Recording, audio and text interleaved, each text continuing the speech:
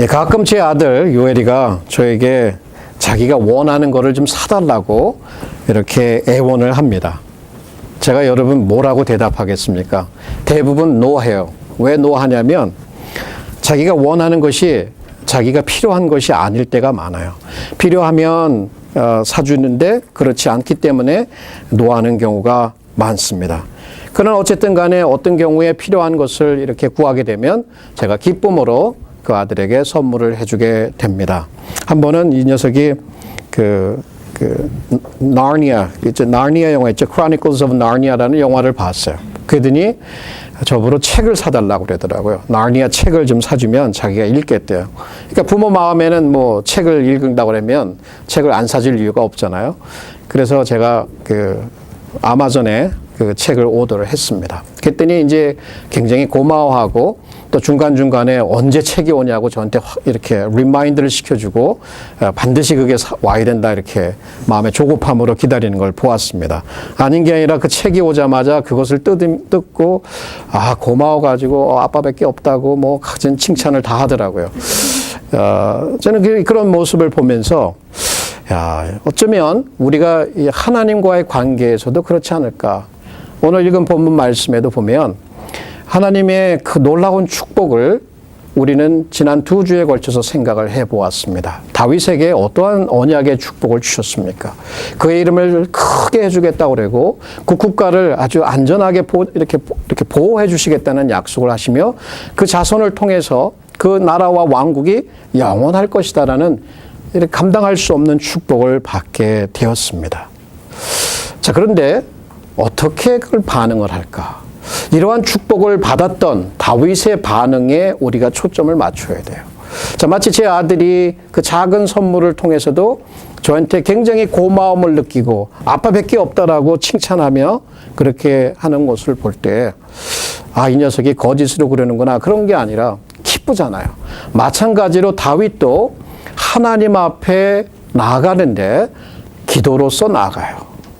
그 놀라운 축복, 언약의 축복을 약속받고 난 그때 하나님 앞에 다윗은 기도를 통해서 반응하고 있는 모습을 보게 됩니다. 바로 오늘 그 부분을 우리가 살펴보려고 하는 거예요. 근데 삶을 살아다 보면 우리가 성경을 통해서 수없이 많은 축복에 대한 이야기들을, 그죠? 약속들을 읽게 됩니다. 그럼 도대체 이것들이 나하고 무슨 상관이 있을까? 이것이 나에게 주어진 것일까? 나에게 적용될 수 있는 것일까라고 생각도 해보지만 대체로 아무런 관계가 없는 것처럼 읽어 지나가는 경우도 있는 것 같아요. 그런 수많은 축복을 하시겠다는 약속을 우리에게 주셨다면 우리가 보여야 하는 반응은 하나님을 기도로 의지하는 것이죠. 왜 그렇게 해야 될까? 진리를 우리가 배워야 될 진리는 하나님은 그 축복에 대한 약속을 지키시는 분이시기 때문에 우리는 기도로 반응하며 기도로 그분을 의지해야 한다는 것이 바로 오늘 이 본문 말씀이 우리에게 가르치는 바요, 우리에게 도전하는 바라는 얘기예요. 자, 기도. 하나님의 축복의 약속에 대한 우리의 반응은 바로 기도이어야 한다는 것을 우리는 이 본문 말씀을 통해서 읽어보게 됩니다. 그렇다면 이 다윗의 기도를 조금만 분석을 해보면 넓게는 더 이렇게 디테일한 것보다는 좀 넓게는 한 3가지 측면으로 이렇게 분석을 해볼 수 있습니다. 하나님의 축복의 약속들을 듣고 읽을 때에 우리가 어떻게 반응해야 될 것인가? 첫 번째는 하나님 앞에 하나님의 모든 행사에 감사하라. 18절부터 22절 말씀을 보게 되면 다윗이 자기 자신을 겸손하게 낮추면서 하나님 앞에 그 고마움을 표시하는 것을 읽어보게 됩니다. 첫 번째는 뭐예요? 그가 여호와 앞에 나가서 앉았더라는 얘기가 나와요. 대부분 기도의 자세는요, 이 유대인들의 기도의 자세는 손을 들고 서서 기도를 하든지 아니면 무릎을 꿇고 기도하든지 아니면 땅바닥에 엎드려서 기도하든지예요. 근데 여기 본문을 보시면 다윗이 여호와 앞에 들어가서 앉았더라. 이게 버릇없는 자세가 아닌가 뭐 이렇게 생각할 수도 있지만 마치 하나님과 얼굴을 맞듯이 언약궤가 있는 그 앞에서 하나님 앞에서 대화를 하고자 하는, 하나님께서 그런 축복을 주신 거에 대해서 뭔가 말하고 싶은 게 있는 어떤 그런 모습을 보게 됩니다. 그러면서 이 본문을 쭉 읽어보게 되면요, 거기에 11절의 이 본문 말씀 중에 제가 부르는 그 칭호, 하나님을 부르는 그 이름들이 여러 번 등장합니다. 만군의 여호와여, 주 여호와여, 주 여호와여. 그러니까 주 여호와는, 주는 뭐예요? 나의 주 여호와는 에도나이 야훼, 에도나이 야훼. 이것이 한 9번 비슷한 표현들이 9번 등장하는 걸 보게 돼요. 도대체 우리가 기도할 때 센텐스마다 주여 이렇게 주여, 주여, 하나님, 하나님, 아버지, 아버지 이런 칭호들을 자주 언급하는 이유는 뭐냐면 정말 그 아버지 앞에 우리의 마음에 그 숨은 사랑과 그를 향한 절박한 심정 이런 것들이 묻어날 때에 주여 하거나 아버지 하는 그런 이름을 자주 부르게 됩니다. 그만큼 간절함이 배어날 때에 혹은 하나님을 향한 애정이 배어날 때에 그런 표현들을 쓰는 것을 볼 수가 있습니다. 그런 기도의 자세 가운데서 딱 첫 번째 하는 말이 나는 누구며 내 집은 무엇이건데 라는 표현을 쓰고 있어요. 참 놀라운 표현이에요. 이게 뭐냐? 자기 자신이 누구인지를 아는 거예요. 과거에 아무 이름도 없이 저 그 광야 같은 데서 목동으로서 이 양들을 치고 있을 그때를 생각하고 지금에 보니까 한 나라의 최고 군수 통치자로서 그 영광의 자리에 능력의 자리에 앉아있는 모습을 자기가 보니까 도대체 이게 하나님께서 그동안 나를 어떻게 다루셨길래 이 자리까지 오게 하셨는가? 내가 무언가라고 하는. 보세요. 한번 성공하고 나면요. 옛날 생각 안 하기가 쉽지가 않아요. 그 자리에서는 마치 자기의 명령 하나면 자기가 원하는 것이 착착 들어올 수 있을 만큼 그런 권세를 가지고 있는 위치에서 하나님 앞에 말하는 게 내가 누구? Who am I? Who is my house? What is my house라고 외치는 그 배후에는 뭐냐면 그 다윗의 마음이 그렇게 높질 않았어요. 겸손히 머물러 있어요. 자기의 옛날을 생각하면서 지금까지 내가 될 수 있었던 것은 바로 하나님의 은혜였다라고 하는 그 생각을 가졌다는 거예요. 여러분, 기도 가운데요, 어떻게 감사할 수 있는지 아세요? 여러분, 혹시 이런 놀라운 축복의 약속들의 말씀을 들으면서 하나님이 나한테 해준 게 뭐 있어? 이런 교만한 마음을 갖고 높은 생각을 가지고 사람들이랑 하나님 앞에 있는 사람들은요, 불평하기 쉽고 혹은 판단하기 쉽고 비난하기 쉽지만 진짜 감사하기가 쉽지 않아요. 그러나 감사하는 사람을 쭉 분석을 해보면 자기 자신에 대한 생각이 높지가 않아요. 낮아요. 겸손해요. 겸손이라고 하는 그 마음에서 피어나는 열매가 감사라는 거예요. 그러니 다윗이 기도의 첫반부에 그 감사를 표현할 때 그 겸손함 속에서 자기 자신을 낮추는 가운데에서 하나님 앞에 감사를 표시하고 있다는 것이죠. 그러면서 거기에 또 보면 조금 어려운 성경 번역이 있는데 여러 영어 성경도 그렇고 한국어 성경도 그것을 번역하는데 이렇게 애로점이 있습니다. 그 하나는 뭐냐? This is instruction for mankind, O Lord God 이런 표현을 해요. 그러니까 하나님께서 종의 집에 앞으로 될 일을 말씀하여 주셨는데 이것은 사람의 우리 말로는 인간의 규례대로 하셨나이다. 주 여호와여 인간의 규례대로 하셨나이다. 이런 표현은 상당히 이해하기가 어렵죠. 그죠? 근데 이 표현은 그 NET 바이블이라고 하는 영어 성경을 보게 되면 이것을 어떻게 번역을 했냐 하면 조금 다르게 번역을 했어요. 영어로 하면 Is this your usual way of dealing with man, O Lord God? 뭐예요? 이거는 수사 의문문으로서 하나님 이것이 주님께서는 일반적으로 이렇게 사람을 다루십니까? 자기를 다루시는 그 과거의 행적들을 보니까 하나님이 얼마나 놀랍게 자기를 보호하시고 자기를 인도하시고 먹이시고 지금까지 인도했는가? 그 낮은 마음 가운데 하나님을 높이고 있잖아요. 그죠? 여기서도 동일한 거예요. 하나님 정말 놀랍습니다. 사람들을 일반적으로 이렇게 다루시는가? 나한테는 이렇게 특별하게 은혜로 다뤄주셨다라고 하는 것을 그런 의문문을 통해서 표시하고 있는 것을 보게 됩니다. 그러면서 과거의 일뿐만 아니라 이제는 미래, 앞으로 먼 미래에 있게 될 그 일을 하나님 앞에 감사를 드리고 있다는 얘기예요. 그래요, 여러분. 미래의 일을 감사하기는 쉽지 않아. 아직 일어난 게 아니니까. 하나님이 공수표를 주는 것 같아도 나중에 들어주시지 않으면 빵꾸가 나는데 이거 어떡할 거야. 그렇지만 그렇게 미래의 일에 대해서 감사할 수 있다는 것은 하나님이 어떤 분이신지 확신하고 있었다는 거예요. 그 믿음의 표현이 바로 미래의 일에 대한 것까지도 미리 앞서서 감사할 수 있었다는 것이죠. 그리고 여기 보면 다윗이 계속해서 겸손함을, 야, 이렇게 나를 다루시고 축복하시고 은혜롭게 대하셨고 사랑으로 대하셨는데 하나님, 내가 더 이상 하나님 앞에 할 말이 무엇이 있겠습니까? 주님 저를 아시지 않습니까? 라고 고백을 하고 있는 것을 봅니다. 그러면서 쭉 이어지는 말씀 중에 정말 저희 아들이 아빠밖에 없어, 아빠밖에 없어. 주님과 같은 분이 이 세상에는 없습니다. There is none like you 라고 표현을 하면서 그 감사를 아주 이렇게 강조하면서 표현하고 있는 것을 There's none like you, there's no God beside you.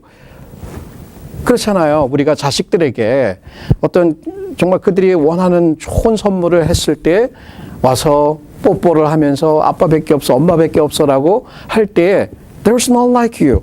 다윗도 어떤 면에서는 신학적으로 깊게 얘기를 한다면 정말 하나님 같은 분이 세상에 어디 있겠어요. 다른 신은 없지요. 그렇지요. 맞지요. 그럼에도 불구하고 쉽게 표현한다면 정말 하나님, 당신이야말로 놀라우신 분입니다. 당신이야말로 큰 분이십니다. 아빠보고 큰 사람은 없어. 아빠가 최고야. 마치 이렇게 얘기하듯이 아들이, 자식들이 부모에게 고마워서 그렇게 표현하는 것처럼 마치 이 하나님의 종이었던 이 다윗이 하나님에게 놀랄 수 없는 축복, 말할 수 없는 축복을 약속받고 난 다음에 하나님 너무나 크십니다. 놀라우십니다. 당신밖에 없습니다라고 고백하는 것을 우리가 여기서 읽어보게 됩니다. 여러분 정말 어떠세요? 이 성경을 읽으면 수많은 축복들이 약속이 되어 있는데 성경을 정말 읽으면서 그런 부분을 나의 것으로 이렇게 함께 붙들고 기도해 보신 적은 있으신지요? 아니면 그냥 축복이구나, 좋은 말씀이나 하고 지나가십니까? 축복의 말씀들이 있으면 거기에 시간을 내서 앉아서 그 말씀을 깊이 한번 생각해 보세요.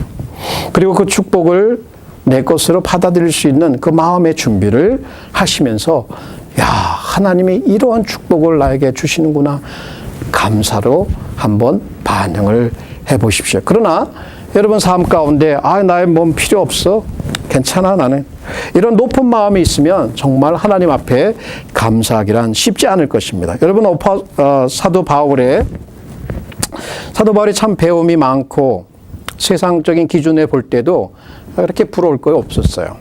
근데 그가 하나님의 은혜, 예수 그리스도를 만나고 난 후에 그가 그 자신에 대한 가치관이 변해버렸어요.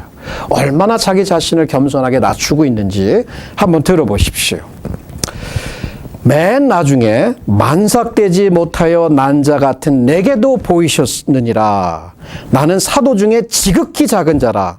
내가 하나님의 교회를 핍박하였으므로 사도라 칭함을 받기에 감당치 못할 자로다. 그러나 나의 나된 것은 하나님의 은혜로 된 것이니 내게 주신 그의 은혜가 헛되지 아니하며 내가 모든 사도보다 더 많이 수고하였으나 내가 아니요 오직 나와 함께 하신 하나님의 은혜로다. 자, 감사할 수 있는 건 뭐예요? 자기 자신이 그렇게 내가 지금까지 이 자리에 있을 수 있던 것, 가장 놀라운 위대한 사도라 칭해도 손색이 없었음에도 불구하고 여전히 자신을 낮게 겸손히 낮추는 그 가운데서 하나님의 은혜를 높이고 하나님 앞에 감사하고 있는 이 모습을 여러분 느껴볼 수 있지 않습니까? 자, 수많은 약속, 그거 다 좋은 것이긴 하지만 우리가 경험하지 못한다면 그건 무슨 소용이 있겠어요? 먼저 감사함으로 하나님 앞에 반응하시고 그것을 우리의 것으로 누릴 수 있으면 얼마나 좋을까라는 생각을 해봅니다. 여러분, 그냥 지나치지 마시고 그런 약속의 부분들에 있어서는 멈추어서 하나님 앞에 그 말씀들을 감사하는 감사의 반응을 해보시기를 부탁을 드립니다.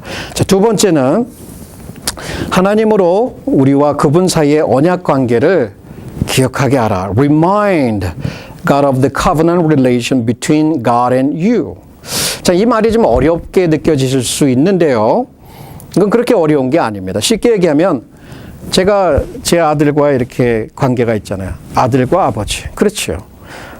아들이 아빠한테 선물을 부탁하고 제가 이렇게 해줄게 약속을 했다면 아들이 와가지고 뭐라고 하겠어요? 아빠, 이거 사주기로 했지. 아빠 이런다면 내가 왜 너한테 그걸 해줘야 돼? 이렇게 얘기하면 뭐예요? 나는 아빠 아들이잖아. 이 얘기나 마찬가지예요. 이거를 아빠한테 자주 언급하는 것과 같은 거예요. 자, 하나님과 다윗 그리고 이스라엘 백성들이 어떠한 관계에 있었는가, 이 관계를 하나님 앞에 기억하게 하는 거예요. 하나님 이걸 기억해 달라고 말씀하고 있는 거예요. 본문을 한번 보시면 그 본문 말씀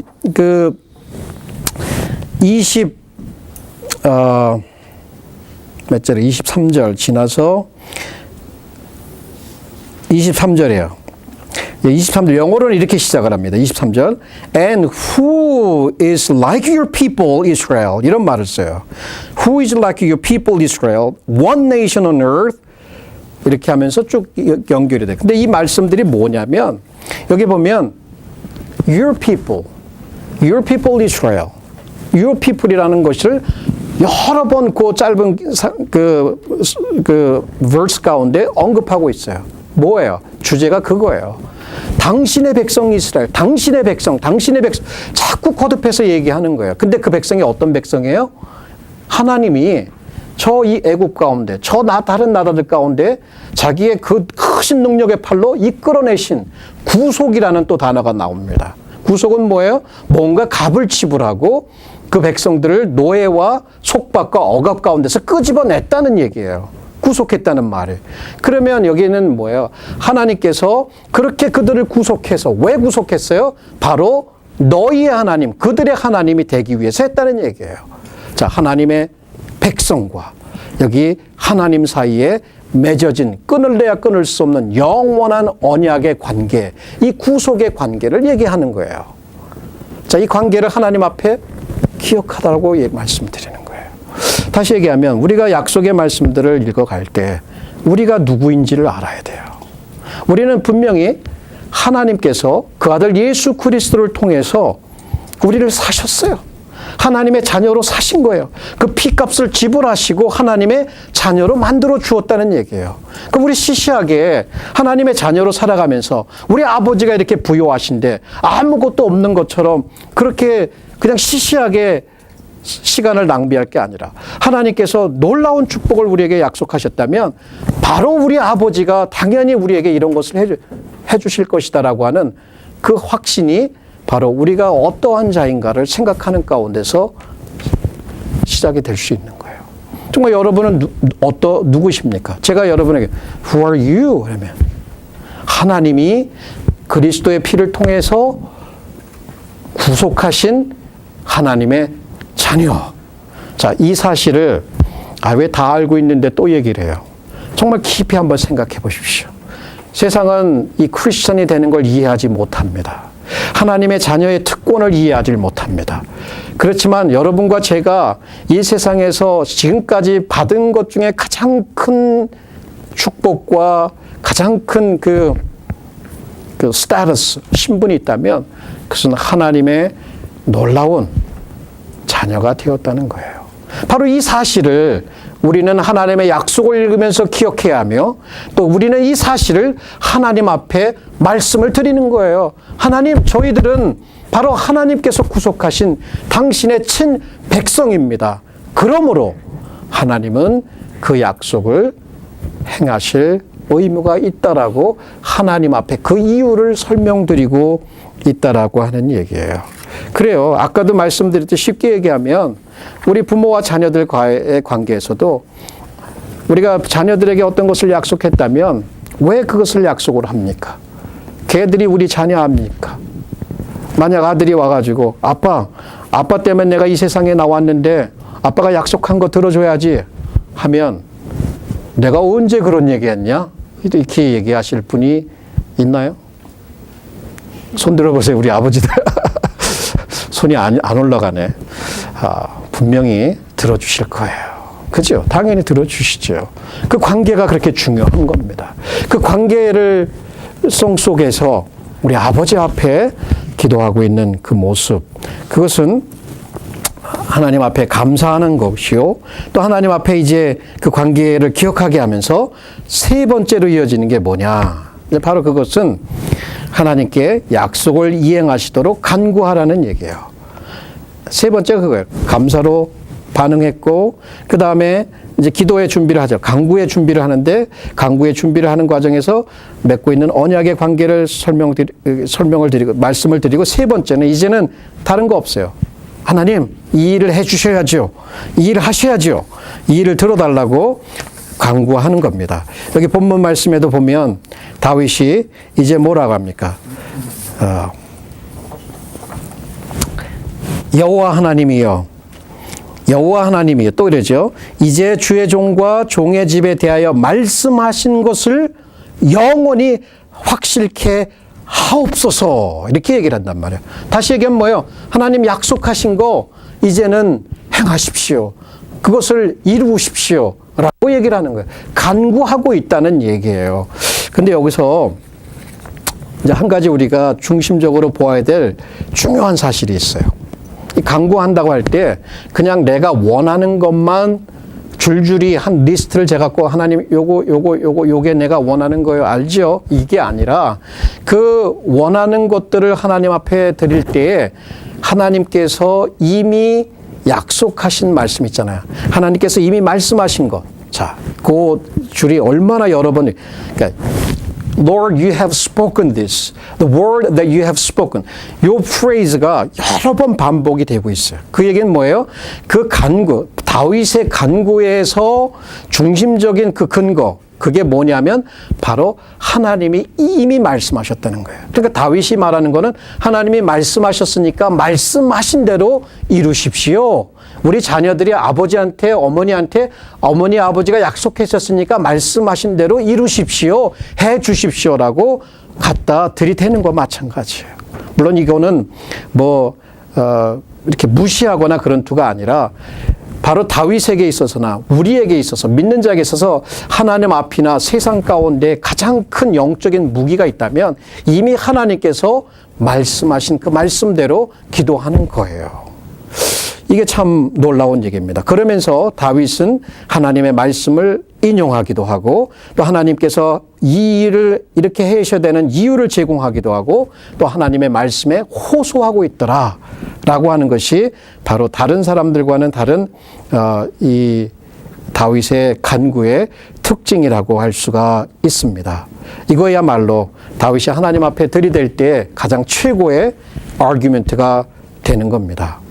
여러분, 기도를 저도 합니다. 근데 기도는요, 굉장히 쉬울 수도 있어요. 자, 숨 쉬는 것처럼 그렇게 쉽게 기도할 수도 있어요. 그러나 때로는 기도는 참 어렵다고 느껴집니다. 왜 어렵냐면 기도하려고 하면 왜 그렇게 방해하는 것들이 많은지 집중할 수가 없어. 그럴 때가 많아요. 그러면서도 잘못된 기도를 할 수 있는 위험성도 늘 있어요. 그렇죠. 제가 예전에 들은 이야기인데 지금도 여전히 기억이 나요. 그 얘기가 한 20몇 년 전에 들었는데 거의 30년 전에 들었는데 지금도 기억이 나요. 그 얘기는 뭐냐면 목사님이 설교했어요. 근데 그 목사님 설교를 제가 다 잊어버렸는데 그 부분만 기억나요. 뭐냐면 이렇게 얘기하니까 좀 기대가 되죠. 무슨 얘기일까. 어떤 한 장로님이 그 기도회에서 기도를 하시는데 이분이 그 기도를 들은 거예요. 그랬더니 장로님이 기도하시면서 한 가지 단어를 계속해서 반복해서 얘기를 하더래요. 그 단어가 뭐냐면 저같이 이렇게 당뇨병이 있으셨나 봐요. 당뇨만 그렇게 외치더래요. 고쳐달라고. 당뇨. 제가 생각을 해봤어요. 정말 기도가 내가 원하는 거 한 단어를 가지고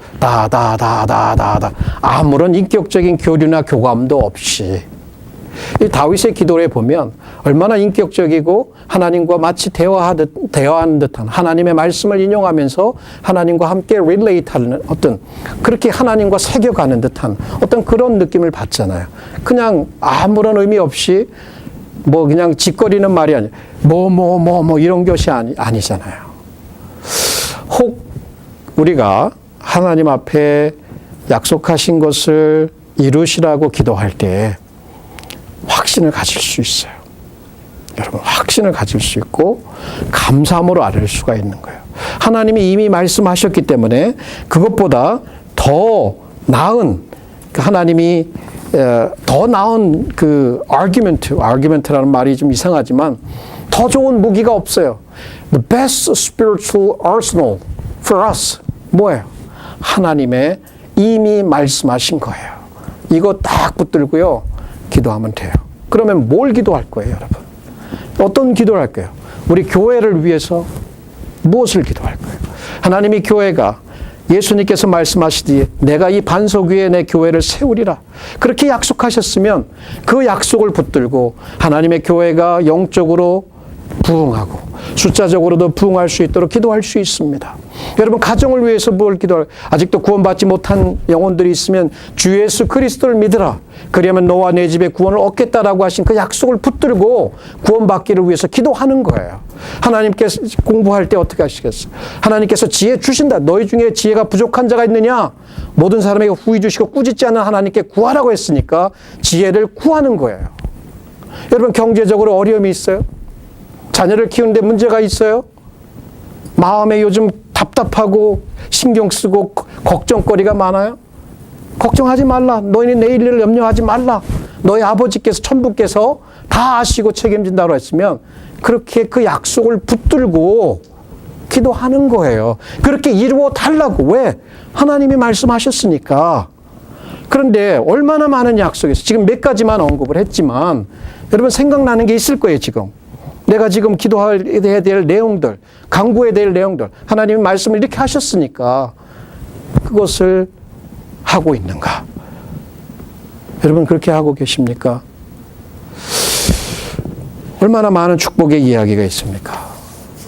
약속들이 있는데 우리들은 마치 영적으로는 외향적으로는 많은 것들을 누리는 것 같지만 그러나 영적으로는 경험이 부족하고 하나님의 진짜 역사가 부족하고 하나님의 그 축복에 대한 그 이루어짐들이 부족하다을 느끼고 있다면 혹 우리가 기도하지 않고 그것을 하나님 앞에 구하지 않아서인지는 않을까라는 생각도 해보게 됩니다.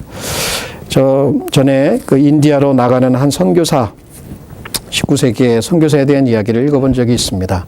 존 하이드인데요. 그분이 정말 사명감을 가지고 인도로 나가게 됩니다. 그런데 뱃속에서 배를 타고 가다가 그 자기의 스피리추얼 멘토였던 분이 이렇게 전해준 그 쪽지가 있어서 그것을 열어보게 됐어요. 열어보니까 거기에 성령을 받아라. 이렇게 권고의 말씀이 적혀 있는 거예요. Receive the Holy Spirit. 그러면 생각해 보세요. 지금 내가 인도로 내 삶을, 내 편안함을 포기하고 선교사로 헌신해서 나가는데 성령을 받아라 라는 게 말이 돼요? 내가 구원받지 않았나? 성령 받지 않았나? 나 성령 충만하지 않은가? 딱 생각하니까 기분이 나쁜 거예요. 근데 그래도 또 그분이 주셨으니까 자기 방으로 돌아와가지고 정말 기도를 하기 시작했어요. 근데 그 기도가 길어지기 시작하면서 정말 이분이 기도가 끝날 쯤에는 진짜 성령의 충만함을 받고 완전히 새로운 사람이 된 거예요. 그러면서 그 배에서 내릴 때는 이제 하나님의 복음을 전할 하나님의 사람으로 준비가 되었다는 이야기를 읽어본 적이 있습니다. 성령을 받아라. 그래요, 여러분. 우리가 이 세상을 살아갈 때, 그 믿는 사람으로 살아갈 때, 믿지 않는 사람으로 살아가려면 그냥 살아가면 됩니다. 그러나 믿는 하나님의 자녀로 이 세상을 살아갈 때 반드시 하나님의 약속을 붙들어야 합니다. 그 약속들을 붙들고 경험하는 그 삶의 묘미를 경험해 보아야 합니다. 기도가 바로 우리를 축복하시겠다고 약속하신 하나님에 대한 유일한 바른 반응입니다. 기도가 없다면 전혀 그런 것을 경험할 수 있는 길은 없다라고 얘기할 수밖에 없습니다. 그렇지 않아요, 여러분? 어떻게 하나님의 약속의 말씀에 반응을 하고 계십니까? 기도입니까? 무관심입니까? 아니면 불신앙이십니까? 기도 그 자체는 벌써 신앙이며 신뢰인 것이에요. 감사인 것이에요. 그렇게 반응한다면 정말 하나님의 놀라운 축복을 경험할 수 있을 것입니다. 그러면서 여러분 늘 기억하실 것은 저와 여러분에게 있어서 하나님 앞에서나 세상 앞에서 우리가 들이댈 수 있는 가장 강력한 영적인 무기는 하나님의 말씀이다. 이미 말씀하신 것들, 그것을 붙들고 우리의 눈을 예수 그리스도께 고정해야 합니다. 지금도 우리를 위해서 천국에서 중보하고 계신 예수 그리스도를 기억할 필요가 있습니다.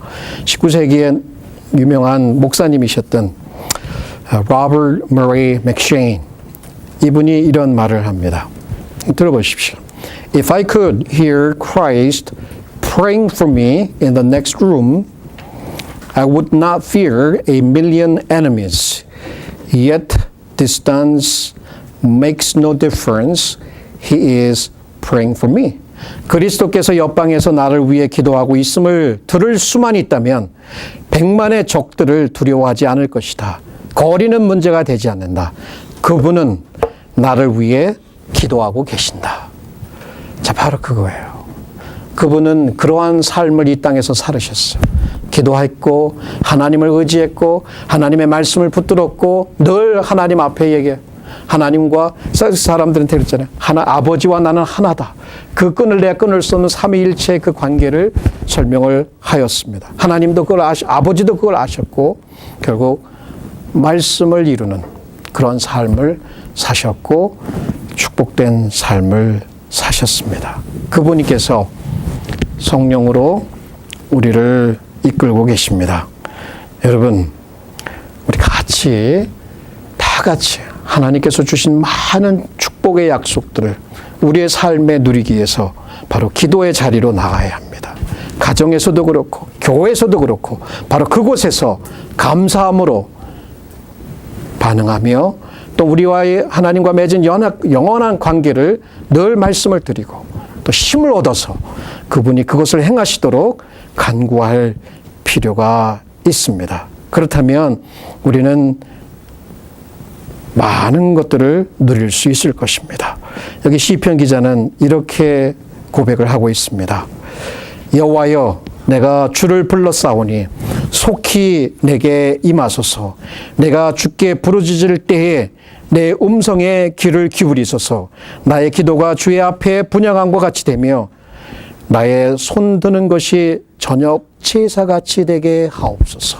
자, 우리의 기도가 주 앞에 제사를 드리는 아름다운 향과 같이 올라가고 우리의 손을 드는 것이 하나님 앞에 드리는 최고의 헌신의 표로 올라가게 하다라는 이 시편 기자의 고백과 같이 우리의 기도가 바로 하나님의 축복하신 그 약속들을 누리는 그 통로가 되기를 주님의 이름으로 축원합니다. 우리 다 같이 기도하십시다.